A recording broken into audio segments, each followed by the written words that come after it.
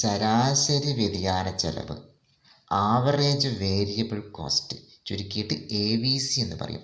എന്താണ് AVC? AVC എങ്ങനെ കണ്ടുപിടിക്കുക?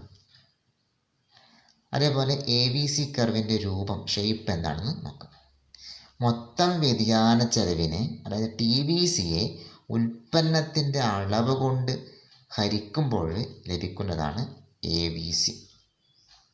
മൊത്തം വ്യതിയാന ചെലവിനെ, അതായത് TVCയെ ഉൽപ്പന്നത്തിൻ്റെ അളവ് കൊണ്ട്, അതായത് Q കൊണ്ട് ഹരിക്കുമ്പോൾ ലഭിക്കുന്നതാണ് AVC.